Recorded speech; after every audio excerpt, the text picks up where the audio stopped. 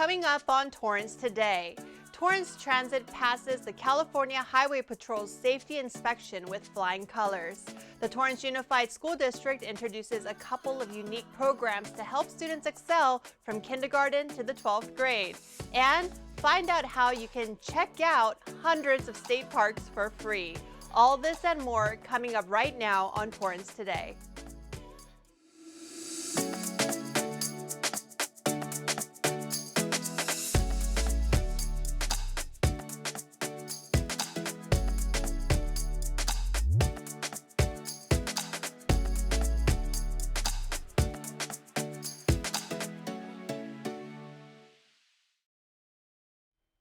Welcome to Torrance Today. I'm Christine Lee. It's 4 p.m. on Monday, April 11th. I hope you had a relaxing weekend and are ready to get into a great week ahead. Here is our first story.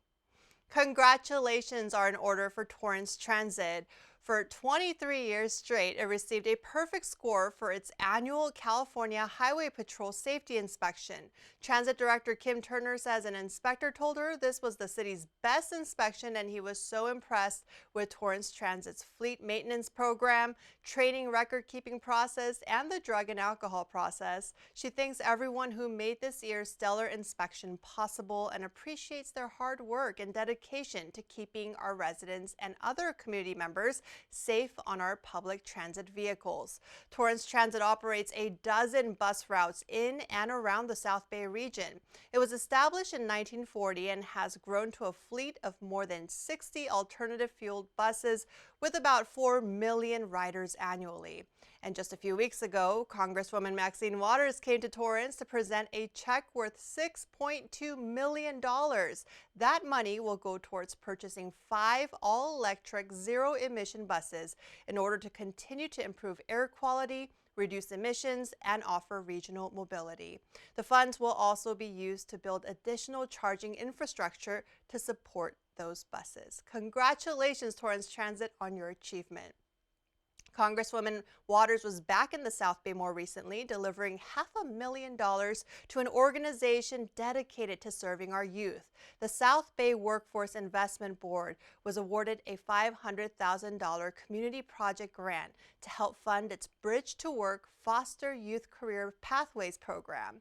The goal is to provide up to 100 18 to 24-year-olds with occupational skills training and other support services that can help them prepare for career pathways in high-wage and high-growth sectors such as healthcare, construction, trade, and logistics.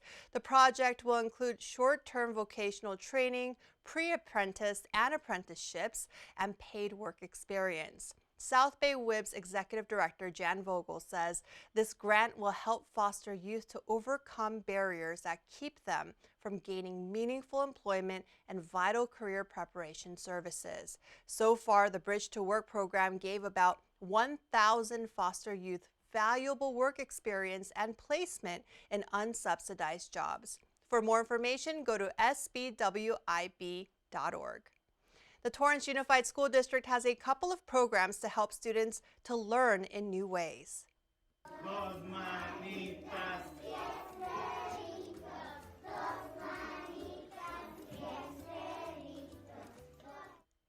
Its Spanish dual immersion program is being offered to kindergarten students at Carr and Torrance elementary schools. It's where half the students in class are native English speakers and the other half are native Spanish speakers. When beginning this program, they speak Spanish 90% of the time and English 10% of the time. Then they move on to an 80-20 model the following year, and so on until they reach the 4th grade, when it's 50-50. Teachers say they enjoy incorporating culture and language into their academic lessons and hope their students will become inspired to learn more languages in high school. TUSD also launched its early college program for incoming freshmen at North High School. It's the only early college program in the South Bay and gives students a head start on earning college credit and experiencing a college class. It provides access to curriculum and gives students the opportunity to build their confidence confidence about college before stepping onto a campus. Educators hope to attract students who are underserved and underrepresented in colleges, such as those who will become the first in their families to go to college. For years, 8th graders in Torrance have been taking some high school classes to get ahead. Those students say they're excited to get a taste of college before officially leaving their Torrance campuses. For more information on either of these programs, go to TUSD.org. Well, a handful of El Camino College students are getting a head start when it comes to getting their degrees. 5 Warriors were named semifinalists for the 2022 Jack Kent Cook Foundation Undergraduate Transfer Scholarship. It's a prestigious national award that supports exceptional community college students who are working to complete their bachelor's degrees in any area of study. The El Camino semifinalists are outstanding students who also volunteer their time at the college and in the community, focusing on helping others. This year, just 440 semifinalists were chosen from more than 1,200 applicants attending 180 community colleges in 35 states. Each scholarship is designed to cover the majority of the students' costs to earn a bachelor's degree, including tuition, living expenses, books, and required fees. The scholarship recipients will be announced in May. Good luck to our semifinalists. If your child is not quite old enough to take part in any of the TUSD or El Camino programs we mentioned, how about this option at the library? The Torrance Southeast Library, located at 23115 Arlington Avenue, invites 6 to 18-month-old babies and their caretakers to a fun lap-sit story time filled with songs, rhymes, and silly wiggles. Baby time takes place tomorrow morning at 10:30 a.m. The Torrance Library System also offers free live tutoring, homework help, skill services, and FAFSA help thanks to BrainFuse. These services are for K through 12th graders.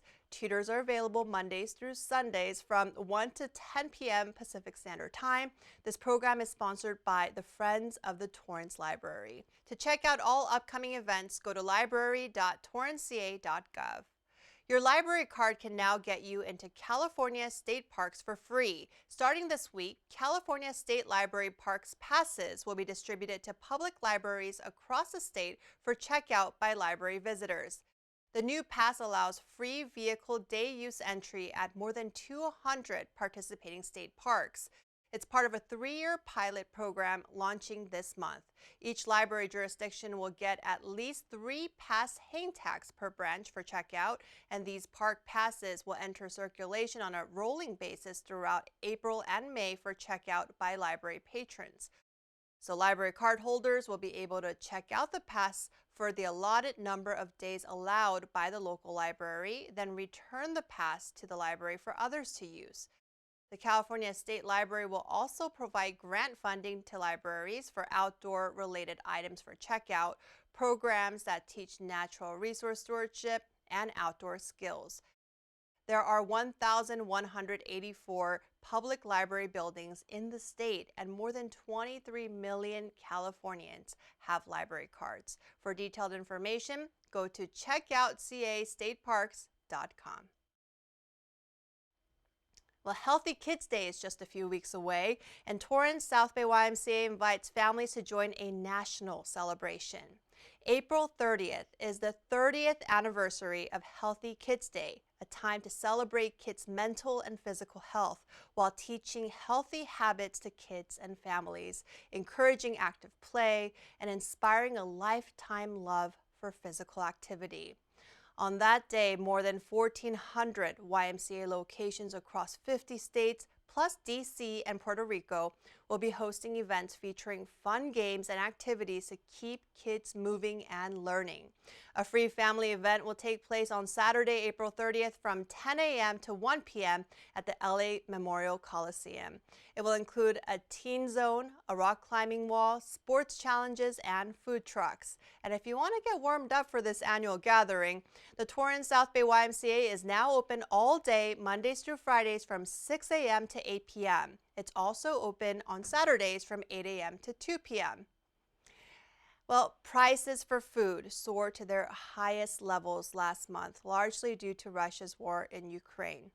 Importing and exporting food commodities became a struggle, threatening millions of people in the world, especially in Africa and the Middle East. The United Nations Food and Agriculture Organization says its food price index, which tracks monthly changes in international prices for a basket of commodities, averaged 159.3 points last month. That's up 12.6% from the month before. The February index was the highest level since its inception in 1990. The organization says the war in Ukraine was largely responsible for the 17.1% rise in the price of grains, including wheat and others such as oats, barley, and corn. Together, Russia and Ukraine account for about 30% and 20% of global wheat and corn exports, respectively. The biggest price increases were for vegetable oils. That price index went up 23.2%. This is all leading to food shortages in Africa, parts of Asia, and the Middle East, where many people were already not getting enough to eat. Those nations rely on affordable supplies of wheat and other grains. The World Food Program appealed for $777 million to meet the needs of 22 million people in parts of Africa over the next 6 months. And here in the U.S., the Department of Agriculture predicts consumers will spend up to 4% more for food by the end of the year. Well, as COVID-19 numbers reach pandemic lows, many testing sites across the country are shutting down. Some locations were open continuously for nearly 2 years, and many of them once helped thousands of people a day. But now that home tests are more readily available, demand for testing sites is going down. Another reason for the closures is that federal funding for COVID-19 has been depleted, leaving many states with no money to keep their testing sites running. Health officials say Americans should be cautiously optimistic about the future, as this is not the first time the country has attempted to get ahead of the pandemic. Some say while test positivity rate is down, it's important to think about how many people are actually testing. They worry that there is a higher positivity rate out there that is difficult to quantify. Well, April is National Minority Health Month, and there's a renewed push to highlight the importance of reducing disparities when it comes to healthcare. This year's theme is Give Your Community a Boost. It focuses on the importance of COVID-19 vaccination, including boosters. The U.S. Department of Health and Human Services Office of Minority Health is working with a number of partners to reach out to ethnic minority groups which have been disproportionately affected by the coronavirus. The organizations are also hoping to boost other efforts addressing the need to advance health equity across the nation. To learn more, go to minorityhealth.hhs.gov. Well, still ahead, we are also in the middle of Distracted Driving Awareness Month, and we want to show you how teens and moms are teaming up to empower others to make safe choices. We'll be back in 60 seconds.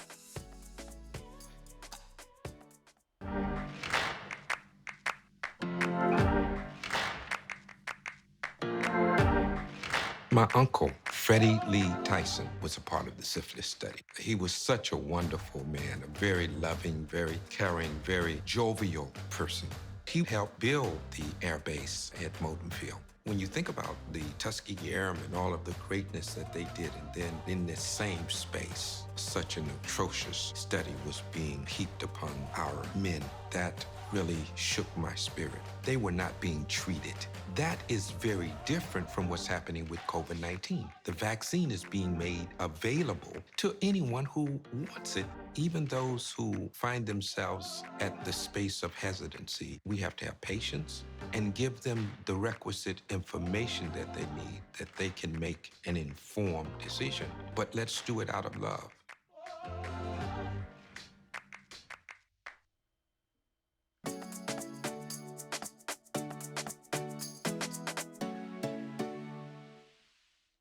At the end of every episode of Torrance Today, we want to leave you with a positive story from our community that fits the theme for the day.